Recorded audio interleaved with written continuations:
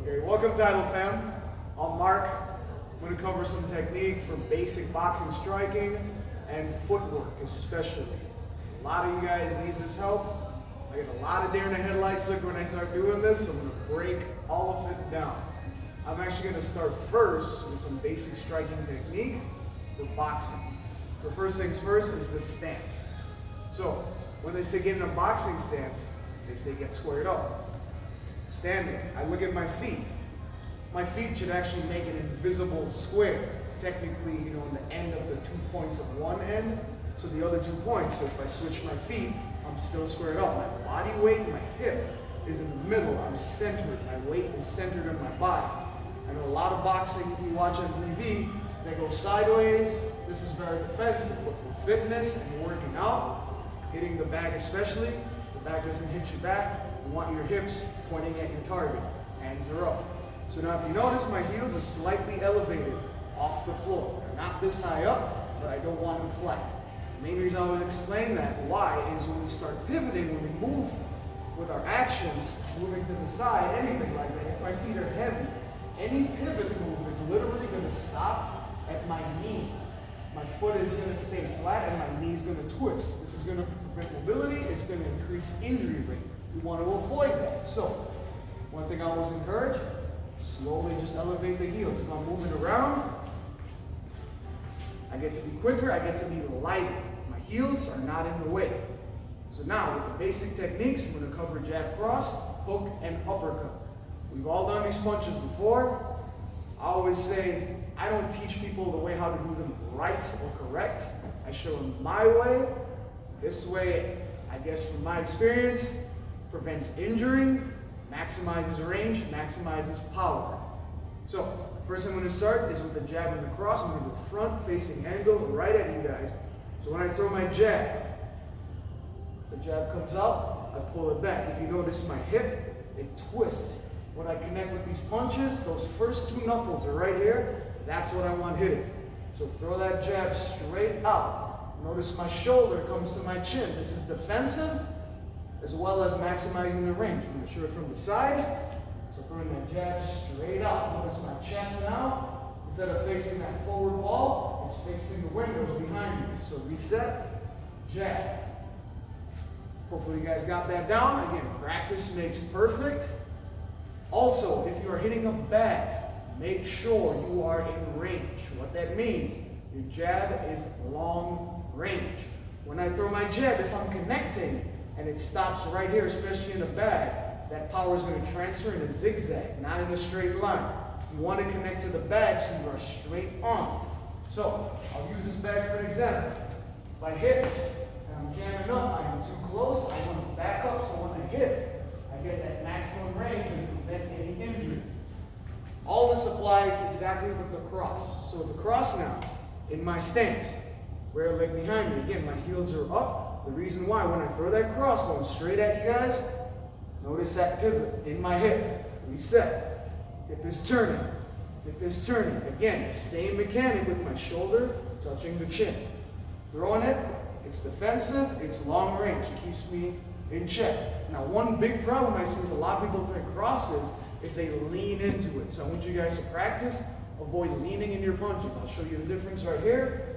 So if I throw a cross, if I lean into it, my body's going forward, so my weight goes over that knee. That's going to put pressure on my knee. It's going to put me off balance. In a fight, I don't want that. In training, I don't want injury. So I want you guys to practice. Again, twisting, reset. Twisting, reset. Notice that back foot. Get that nice pivot. Reset. So that's the jab and the cross. Basic summary of that. No bending in the elbows. Long range punches. And so all punches I want you guys to connect with these first 2 knuckles. Make sure your wrist is straight, not bent. All right, now for everyone's favorite punch, the hook. So there's a video somewhere of me out there showing how to do proper hooks and improper hooks. I'm not going to recreate that right now. So we're just going to cover how to do good hooks. So again, this is good hooks in my opinion. If someone else shows you another way and they tell you this is how to do it, always say with a grain of salt, always ask why. So I'm going to break down the hook. So the hook, again, a lot of people, I see this doing incorrectly to me, and that's because they try to throw a haymaker going with the arm. If you look at your body, your arm weighs whatever that weight is. I don't have a scale for my arm. I don't encourage you to get one. But yeah, it weighs whatever that is. Your body is all this. I'm going to say, scientifically, this weighs more than that. So you're going to get more power hitting with your body. Plus, you get the weight of your arm behind it as well versus just the arm. So to demonstrate, if I just throw with my arm, that's all the power I get. If I throw with my body, I'm getting my hip turning behind it. So now, let's break down the hook. So with my hands up, if I'm going to throw a lead side hook, my hip is going to have a slight turn to the lead side. That's my load up. Again, my hands stay right at my chin. I don't want to give the tail to my target, then I'm going to throw a hook. Also for bag, you don't want to get in the habit of dropping your arms and swinging with the shoulder because you will eventually get some shoulder issues. I've seen it happen many times. So again, hand is coming up, turn the body. My body's turning, my arm, my shoulder is not moving. Reset. So again, I'm breaking it down here. As I'm loading up, that small turn to the lead, when I release, my elbow as I'm turning is coming up, and that's probably the connection point. Now if you notice in this connection point right here, my shoulder and my bicep, my elbow is a straight line. When you connect to the bag, if you have a bag at home, you want to make sure when you connect that your shoulder does not end up in front of your fist or in front of your bicep. This jabbing motion will cause injury. You want to keep this 90-degree angle. So I'll demonstrate again, hitting it ahead of someone my height, loading up a little bit, hitting the bag, hitting the bag. If you don't have a bag, you can just shadow box. Practice this, swing, drop the elbow, reset, my hands are up. Now for the rear side, load up to the rear, elbow comes up, and I turn the body. I am not pushing with my arm. All my shoulder's doing is framing. It lifts the elbow up, frames, forearm is 90 degrees. Again, my hand is like I'm holding that coffee cup. Ideally, you don't want to hold it spilling the beans. If you look at how your wrist bends, this is easier to bend. This is kind of harder to bend once you frame it up, just from the muscle structure, plus you're going to get more power from the stance. So, if you want to throw for more power now, you still don't have to drop the arm and swing back. You just load up a little bit more in the hip, keeping your hands up. Throw that body weight out. Throw your body. Throw your body. So practice that a little bit. Next time I see you guys, I want to see good hooks, please. All right, so now we're going to go to uppercuts. So uppercuts are another lovely one. Keeping your hands up. Again, the same premise with all the punches. I want to connect with these two knuckles. Hands are up. Hands don't drop even when I'm punching. So for that lead uppercut, again, I load up with that hip. I do not load up with the arm. Right there, I'm going to turn my hip. This is as far from my face as my hand gets, coming straight up. Same thing on the rear side. Loading up with the hip, coming straight up. Again, right here, this is as far from my face as my hand should get. A lot of times I see folks, your hand's coming down to the thigh. Once your arm gets down to your thigh, it's no longer your body in control, it's the shoulder. I call this the scoop uppercut. Doesn't look pretty, doesn't do much damage. For a good workout, getting that full body, and for getting power, you want to keep it tight.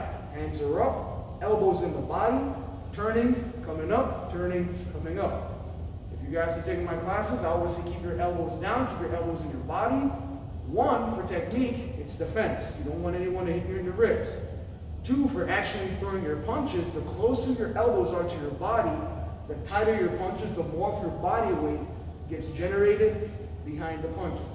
So from the side, uppercut, coming straight up, straight up. If you have a bag, obviously bags don't have chins, so I always say punching someone right in the solar plexus in the chest. So I'm going forward, forward. Notice my arm does not drop to my thigh. It comes from my face and up and up. I'm trying to come straight up the middle. Up, up. One good cue to know is if you're shadow boxing, if your glove is not blocking your face and it's coming out to the side, you may not be throwing a proper uppercut. All right, so I'll cover all these punches again real quick. Doing the angles, jab, cross, shoulder to chin, shoulder to chin. Jab, cross. Let's do hooks. Hook, again, shoulder to chin, turn in the body. Hook. Hook. Hook. And finally, uppercut, uppercut, uppercut, uppercut. All right, that's it for the punches now, guys. I'm going to move on to a little bit of footwork. Everyone's favorite topic. So this is another thing, a nice little drill that I like to do so that you guys can get your footwork down. Because a lot of you guys start tripping on your own feet, looking at, that deer in the headlights, look like, what is Mark doing? I can't do that. Let's break it down. So I've done this many times. It's called a box step. You're just going to step, in a box. What this trains is using your directions, staying in your stance, moving properly, not crossing your feet, keeping your balance. That's the biggest point. So, with the hands up, if I'm going to the right, my rear leg is on the right, that's my right leg. That leg is going to step first. So I'm wide, my body moves, now I'm in my stance. So if you notice, my body moves, I'm trying to keep my weight split in the middle. I'm going backwards now, rear leg goes first, because that's already behind me. Lead leg follows. That goes right behind me too. Now I'm going to the left. My lead leg is on the left. That's already in left. Left leg first, rear follows. And now I'm going back forward. Boom and boom. Lead leg first. That's already there. That's going first. The rear leg follows. So I'm going to do this again a few more times. If you have issues with this, I encourage you guys while you're practicing to look at your feet. Try not to do this during your drill or combat, but if you're just, practicing, look at the feet. Make sure you're in your stance. So go wide, small step.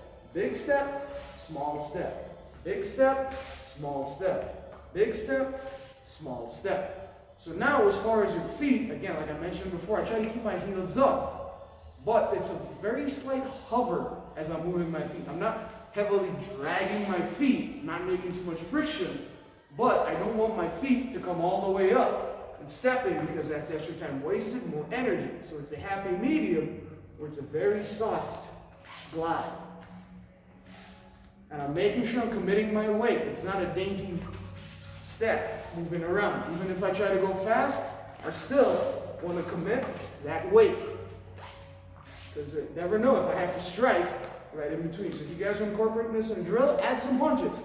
Jab, cross, step, jab, cross, step, hook, hook, step, hook, hook. Have fun with it. So, now I'm going to talk a little bit about moving. So, what's called the J-turns, pivot steps. This is getting around the bag. So, there's a bag right here. We'll use this guy. So, in my stance, if I'm moving around the bag, you can go laterally in a circle. That's fine. You can go laterally the other way. We're using that box step in execution. Sometimes you jab and cross. If I jab here, again, short range, I got to step back, get that jab cross range, step back in, get in for that close range. So now, sometimes we pivot or we J-turn. So what you're going to do, using your lead leg, that's where your weight is kind of going to stand because your rear leg is going to come up and you move. So notice I'm still in my stance. So I'll do that facing you guys. So in my stance, if I have to get, I'm in a pickle and I have to get facing my right side fast, and I don't want to, move that way, from right here, my rear leg is just going to come up a little bit as I move, kicking it right back. So notice I'm still in my stance. This takes practice. A lot of times what will happen is you might overturn. You overturn, you end up surfing. Feet are in the wrong plane here. No surfboard. So maintain your stance. Again, when you practice this, look down at your feet a little bit. Look down at the feet. I'm in my stance. When I finish that turn, look down in my stance. Reset. You can even go the other way. If someone's on my lead or my left side, again, weights on that lead leg. Step, step, step, step. This step kind of would be impossible if my heels are heavy on the ground as well, because if I try to turn, that leg's staying right there. So again, try to keep those heels up. There's a little bit of practice for you guys, some footwork, some handwork. Work on it. Next time I see you guys, show me your progress.